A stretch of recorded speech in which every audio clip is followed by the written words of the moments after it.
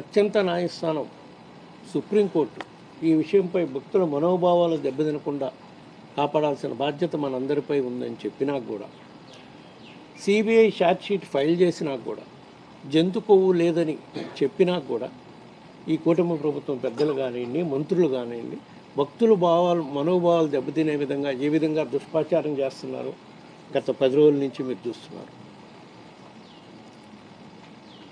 అదే కాకుండా ఆంధ్రప్రదేశ్ రాష్ట్రంలో హోర్డింగ్స్, ఫ్లెక్సీలు పెట్టేస్తున్నాయి. వైసీపీ హయాంలో జంతు కొవ్వు కలిపిన కల్తీ నెయ్యి వాడారు, ఇన్ని లక్షల లడ్లు తయారు చేశారు, ఇన్ని కోట్ల లడ్లు తయారు చేశారు, ఇంత అవినీతికి పాల్పడ్డారు. సుప్రీంకోర్టు చెప్పింది ఏంటి, మనం చేసింది ఏంటి? సిట్ ఏం చెప్పింది? జంతు కొవ్వు లేదని చెప్పి సిబిఐ స్పష్టంగా చెప్పినా కూడా ఈ విధంగా ఫ్లెక్సీలు వేసి దుష్ప్రచారం చేయటం అంటే వైఎస్ఆర్ కాంగ్రెస్ పార్టీకి కుట్రపూరితంగా ఆ నెపం అంటగట్టాలనే దుర్దృష్టంతోనే ఈ కూటమి ప్రభుత్వం పెద్దలు చేస్తున్నారనేది క్లియర్గా అర్థమవుతుంది. ఆ ఫ్లెక్సీలు ఒకవేళ మాకు తెలిసిన కాడికి అన్ని చోట్ల ఫ్లెక్సీలు పెట్టిన వాళ్ళు తెలుగుదేశం కార్యకర్తలే వాళ్ళే పెడుతున్నారు. బట్ వాళ్ళు పెట్టలేదు అనుకోండి, పోలీసులు తీర్చాల్సిన బాధ్యత ప్రభుత్వంపై లేదా? ఉందని రిపోర్ట్లో ఉంది కాబట్టే ఆ రోజు చంద్రబాబు నాయుడు గారు మాట్లాడారు అనేది కరెక్ట్ కాదు. ఎన్డీటీవీ రిపోర్ట్లో ఉంది, ఇది మెన్షన్ చేశారు, కానీ పైన రాశారు క్లియర్గా సస్పెక్టెడ్ ఉన్నప్పుడు నీకు కన్ఫర్మ్ కాకుండా ఇంతమంది భక్తుల మనోభావాలు దెబ్బతినే విధంగా ఏ విధంగా మీడియా ముందుకు వచ్చి పార్టీ సమావేశంలో మాట్లాడతారండి? మళ్ళా ఇప్పుడు కూడా అదే ధోరణి కంటిన్యూ చేస్తున్నారు. ఇంకో ప్రధాన అంశం, ఆ ఎన్డీ రిపోర్ట్ కూడా ఆ ట్యాంకర్ సప్లై చేసింది కూటమి ప్రభుత్వం అధికారంలోకి వచ్చినాకనే, ఆ రిపోర్ట్ వచ్చింది కూటమి ప్రభుత్వం అధికారంలోకి వచ్చినాకనే.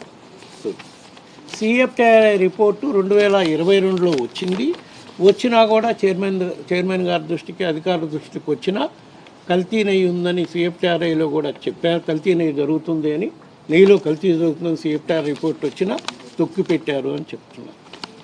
ఇది చాలా ఘోరమైన అభయం. దానికి కారణం మేమని, బోర్డు చైర్మన్ అని, అధికారులని రకరకాలుగా చెప్తున్నారు. ఎవరి కారణం అనేది సిట్ ఛార్జ్ షీట్లో క్లియర్గా మెన్షన్ చేశారు. ఎందుకంటే ఈ సిఎఫ్టిఆర్ఐ గురించి మాట్లాడుకునేటప్పుడు అసలు సిఎఫ్టిఆర్ఐకి శాంపిల్స్ పంపించాలని రాసింది నేను. తొక్కి పెట్టేవాడిని అయితే నేనే ఎందుకు రిపోర్ట్ తెప్పించమని రాస్తాను?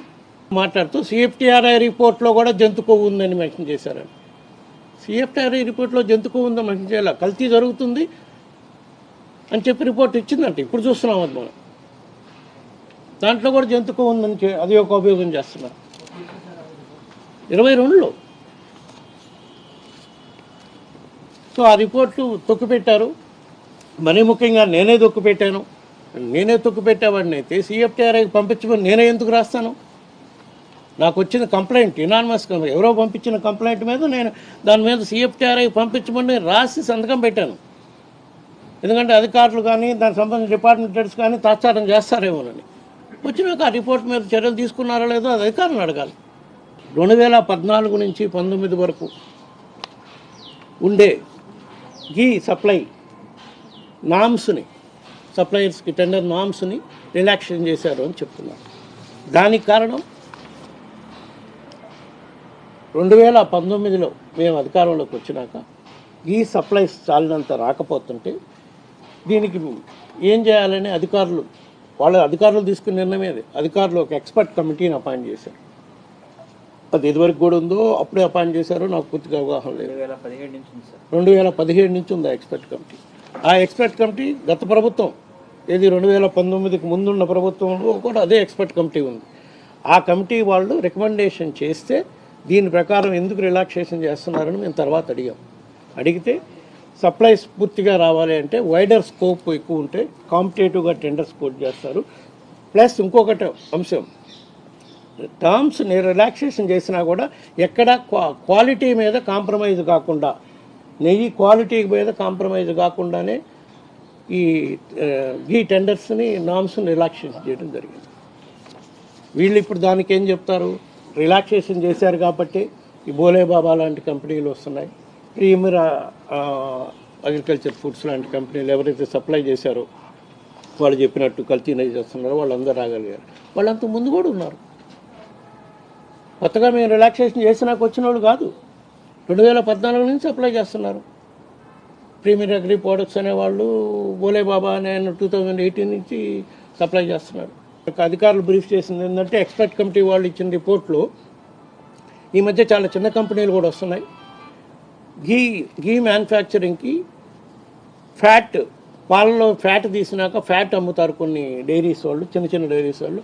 ఆ ఫ్యాట్ కొని కూడా ఘీ తయారు చేస్తారు. కాబట్టి వాళ్ళకు కూడా అవకాశం ఇవ్వాలి. స్టార్టప్ కంపెనీలు ఎన్నో వచ్చినాయి కాబట్టి కేవలం అందరికీ అవకాశం ఉండాలి, కాంపిటేటివ్నెస్ పెంచాలి, క్వాలిటీ దగ్గర ఎక్కడ కాంప్రమైజ్ కాకూడకుండానే ఈ రిలాక్సేషన్ చేయటం జరిగిందని చెప్పి ఈ సందర్భంగా తెలియజేసుకుంటున్నాం.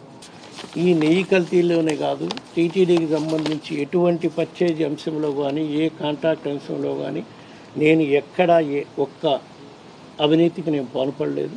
దానికోసం నేను దేవుడి దగ్గర ప్రమాణం చేయడానికి కూడా సిద్ధంగా ఉన్నాను. ఏ సత్య శోధన పరీక్షకైనా కూడా నేను సిద్ధమే.